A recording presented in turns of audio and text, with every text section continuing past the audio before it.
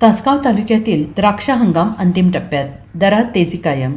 अनेक नैसर्गिक संकटांना सामोरे जात निसर्गाशी दोन हात करत तासगाव पूर्व भागातील द्राक्ष हंगाम अंतिम टप्प्यात आला आहे. चालू वर्षी अतिपावसाने परिसरातील द्राक्ष उत्पादनात घट केली आहे.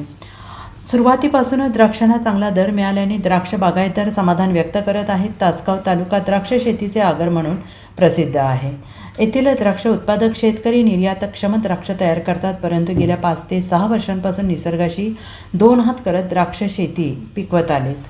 चालू वर्षी खरड छाटणीपासूनच पावसाने उसंत घेतली नाही. परिणामी द्राक्ष काड्यांना सूर्यप्रकाश पुरेसा न मिळाल्याने म्हणावी अशी फळधारणा झालेली नाही. त्यामुळे द्राक्ष बागा फेल गेल्या. त्यामुळे उत्पादनात मोठी घट निर्माण झालेली आहे. सुरुवातीपासूनच पावसाची संततधार चालू असल्याने द्राक्ष बागेत सर्वत्र चिखल झाला आहे. द्राक्ष बागांना वेळेत खते देणे झाले नाही. ट्रॅक्टरने औषध फवारणी करणे शेतकऱ्यांना जमले नाही. बागेत पाणी साचून राहिल्याने वेलीची पांढरी मुळी बंद झाली, ज्यामुळे द्राक्षांच्या ओलांड्यावर आणि काड्यांवर मुळ्या फुटल्या आणि या अवस्थेत शेतकऱ्यांनी पीक छाटण्या घेतल्या. यापैकी बहुतांशी द्राक्ष बागांना द्राक्ष मालाला नाही.